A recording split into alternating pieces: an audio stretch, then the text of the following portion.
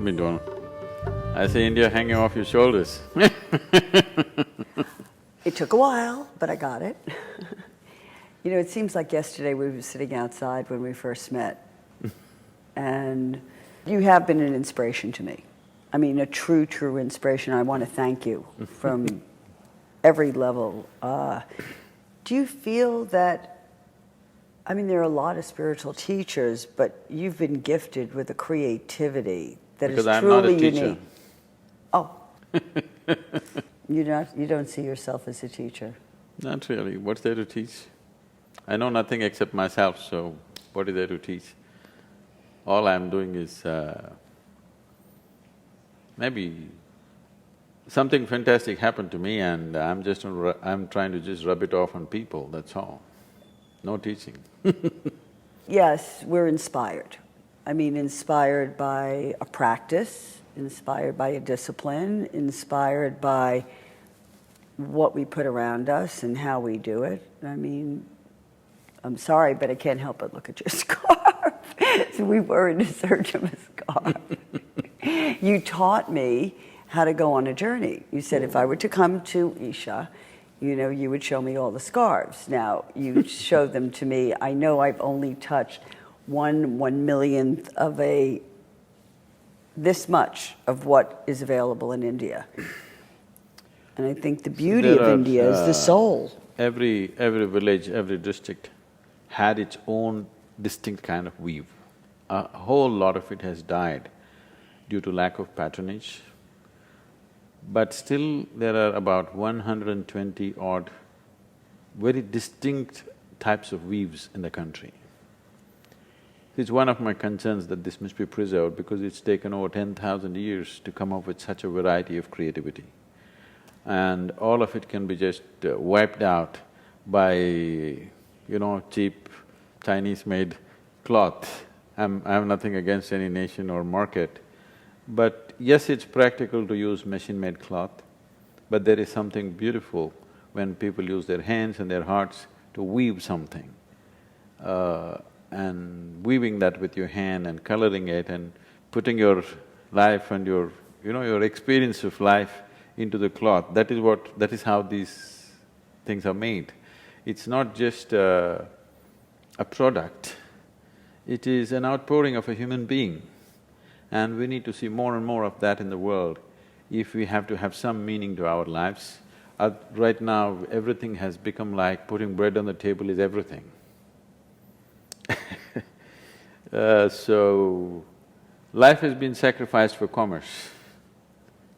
The life really courses through us and it flows out of us. This needs to happen in every possible way. And if that doesn't happen, there'll be no spiritual process left. If everybody is thinking about how to put bread on the table, they will never pursue a spiritual dimension. They never will, because it's too exuberant for them. How do you feel that we get this message across? Is it something that one feels, something that one sees, something that one needs to be taught? I think one needs to be exposed to it. We have to make a larger exposition of what this is, whatever you're talking about, how it impressed you. I'm sure there are millions of people who have the necessary sensitivity but no exposure. We need to expose them to such possibilities. You know, in my store in the Hamptons, I have this little shop called Urban Zen, where after I came back from India, I said, I don't need clothes, all I need is scarves. So I bought up India, I put them on the dummies. And of course, customers would come in and they said, well, what are you doing for the season? I said, here it is. So I would stand in front of the mirror with everybody, teaching them how to play with a scarf, that they really don't need anything else. People ask me, as a designer, what is the most important thing that I have in my wardrobe? And I tell them a scarf. But this is how I've always been. You wrap it, you can cuddle with it, you can put it on the back of your neck, wherever. It's like a towel when you walk out of the bathroom and wrap a towel around you. Now we've gotten to another level. But then when you put the heart and soul of an artist, of a person, of a human, of the yarn, of the dyeing, of the weaving. It's, it's a work of art. It's It the only way that definitely I can say it. It is a work of art, and to be able to wear art. So the thing is, there is a certain beauty to handmade things simply because it is a kind of imitation of creation itself, because it's not a repeatable thing. You won't find one leaf on this planet exactly like another leaf. Everything is distinctly different. Today, science is saying that there's not even one atom which is like another atom, it is uniquely structured, even the same elemental atoms, because they're uniquely structured. So creation never repeats itself. And in search for creator or in search for the source of creation, one of the things that we need to do is that we are not repetitive like machines, that our life is like that of the creator's work, that the perfection is not in repetitiveness, the perfection is that every time it's different. We always think if two things are same, it's perfect. No, two things are never same and that's perfect. That is the nature of creation. But today everybody has the same nose because all of them have been to the same doctor.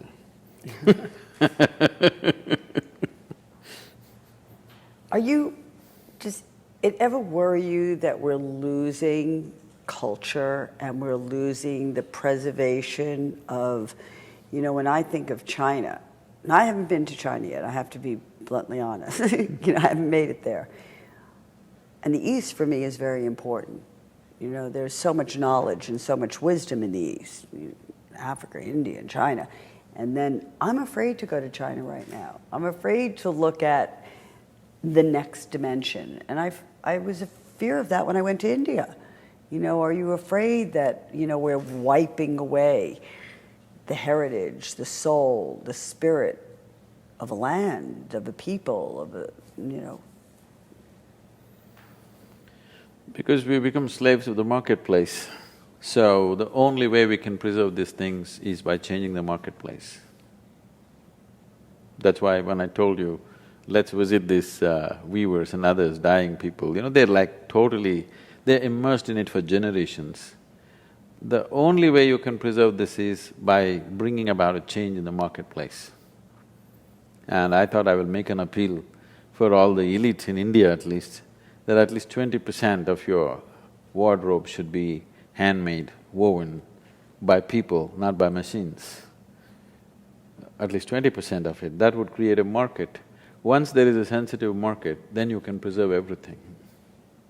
Well, do you feel like the jewelry that's made there, or the beading is all by hand, and certainly, India is known for its beading. I mean, I don't think there's a designer in the world who potentially doesn't use India or the resources of India for beading.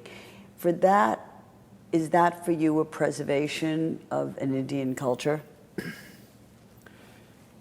To some extent, but all the beads have turned plastic now, okay? You can't help that, at least the designs are kept alive, so you must be thankful that at least the designs, the traditional designs… Okay, here we have some, you're right, they're all plastic, that's terrible. They're kept alive. But it's beautiful, no? It is.